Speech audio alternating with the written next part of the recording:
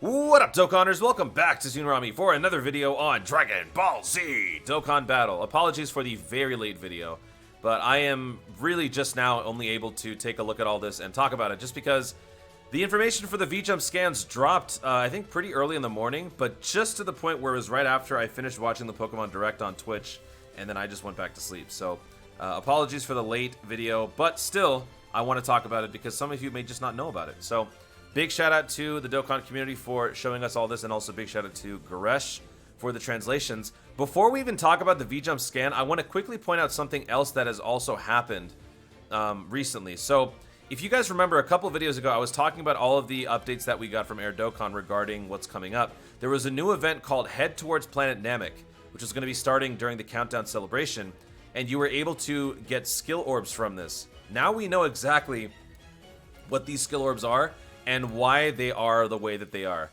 The reason is because we are getting EX skill orbs. So this is, shout out to iSeriously, the event allows you to obtain EX gear for the Saiyan or Saga of Namek category. So if you don't know, EX skill orbs, as you can see right here, it's pretty self-explanatory. The infinity logo indicates that these can be used infinitely. So what that means is you can equip it onto a unit, you can remove it from the unit, and it remains the same. However, most skill orbs, normal skill orbs, you would use it once and that's it. It's hard-coded onto the unit. If you have to put something else on top of it, you dismantle the previous one forever. So this is a very, very nice concept that they add, and it's going to be available for both versions because this is happening during the Namek Saga stuff. So that's the Worldwide Download Celebration. So this is a big deal. I'm wondering how far the EX skills go right now. I'm assuming it's going to be very little. It's going to be like level 1s and level 2s at most. Maybe just level 1s, because this is a pretty broken feature to add. And if you are able to equip level 5s and then remove it and then transfer it to another character, I feel like that would be a little OP to start. So they'll probably hold off on that. But yeah, big update for that. And now let's talk about the VJump scan. So as you can see here, there's Bulma, there's the GINYU Force, and then there's this new image. So let's talk about these. The new image first. So that is referring to the new challenge event. Super Fierce Fight Complete Works, I guess that's the name of it. Experience historic battles through 2 different perspectives. Build teams, persuade to, I think he means pursuant. Pursuant to the conditions and clear the event to obtain a support member. It's probably a typo. Sounds similar to the God event. So this is the event that people thought maybe it might be Infinite Dragon Ball history. They thought it might, well, not they. I thought it might potentially be a story event with a different way to tell the story. But no, it's just a new event that could be similar in scope to the God event, maybe the Legendary Goku event. Basically, it's a new challenge event for people to run to get a new support memory.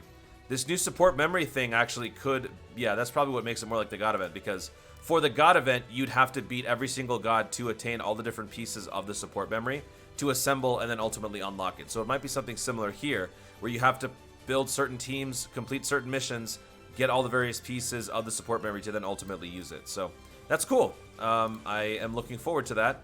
It's featuring all of the main pillars of the Dragon Ball Z timeline: Frieza, Cell, Vegeta, and Kid Buu. So looks pretty cool. Not much more to go on, but just that. So speculate as much as you want. Try to figure out what the roster could be. Who are we going to be fighting? Could it just be a 5-person round? Could it be 8? I don't know. So that's that. The Bulma event, let's see, what does Gresh talk about next? Okay, the GINYU Force. The 5 free GINYU Force members that are obtainable throughout their stage during the week will be available to be Extreme Z Awakened via an Extreme Z area, which makes sense. These guys are free to play. There are 5 of them. They're not going to do a whole 30-round Extreme Z battle thing for this, especially since they're free to play. So these guys will be getting Awakenings, and I cannot tell you how excited I am for these guys because they sorely need it. They will now become the de facto lead free-to-play team. So if you are new to the game, I did a video on this before. I'll link it in the description. Unlock all of these guys, farm them out. You can literally get them all awakened in Rainbow in 1 week, guaranteed. Well, if you try it. So go check out that video. I go in more depth about it. But for these 5 units getting their EZAs, I would assume that they're all just going to get a little bit stronger, doing the same thing that they do with maybe a couple tweaks. This raising defense formula is pretty good, but he's going to need more offense, so they'll probably just give him a more potent nuking passive. And I don't know, maybe they'll give him like a high chance to dodge regardless, instead of having it restricted to being the first attacker. They'll probably just tweak that, and they'll probably enhance his defensive maneuvers, or his dodging maneuver, and then his defense will just be greatly raised defense, cause supreme damage, or something like that. By the way, GINYU Force, this link, attack plus 25%, chance to perform critical hit plus 5% at level 10. So this is also something to keep in mind when you're putting together the hidden potential orbs. That critical hit ratio is a 5 crit. So you are always going to be running these guys basically on the same team. A couple of these guys can actually fit on other teams. Like this guy could fit on Terrifying Conquerors if you need like a stall unit or signature pose or something like that. But like for the most part, these guys are all going to run on their own team. So having the ability to have that built-in crit just from the link can sort of help you in your hidden potential setup. Guldo, attack and defense, minus 20% for 2 turns. There'll definitely be more to this. I don't even know where they would start. This will probably go up to like 40% for 2 turns. They'll add some like solid passive in there. Cause supreme damage with medium chance to stun. That'll probably go up to high chance to stun. Maybe a great chance to stun. For GINYU, GINYU has a really nice tanking passive when facing more than one enemy. So he'll probably get maybe 70% on the tanking. He'll get a nice boost on the regular passive. Maybe one that's unconditional, regardless of who he's facing, and then he adds this on top of it. His upgrade can be easy. He'll just raise defense as well as offense. That's all he really needs. For Jace, this guy has one of the most underrated passives in the entire game. There's no conditions for it. He can literally just see all super attacks. So they'll probably just add a base passive and then make his attack and ki boost for the entire squad a little bit higher. So ki plus 3, attack plus 40%. I think that's all he needs. Cause supreme damage, raises allies attack by 20% for 1 turn. They'll probably give it allies attack and defense. They'll probably give him like a greatly raised defense for 1 turn kind of thing. Something like that. And then for Raccoon, he'll gain more defense. He'll gain more offense per hit.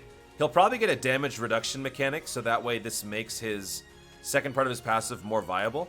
And then for his super attack, I don't really know what they do there. I don't know if that really matters. It's more about having somebody who can just tank. And he needs to be that guy. Dude, it's Raccoon. Why is he not able to tank? So those are the 5 EZA free-to-play units. I cannot wait. I am still working furiously on getting those links maxed out. It's very challenging because I'm just getting really bad luck right now when it comes to RNG. So hopefully I can get that done by next week. But if you guys want to get these guys done, you literally need 1 day per character. So we still have over a week left until the actual 350 million download celebration. So if you guys still want to get this done, you want to farm out these units and get them all rainbowed, you want to then farm out an SA5 copy for the eventual EZA, you can do that each and every day. So go check out that video that I made before. I'll link it in the description and follow that timeline so you can get this all done. As far as the actual SA5 situation, I mentioned in that video that these guys require 5 medals each to awaken.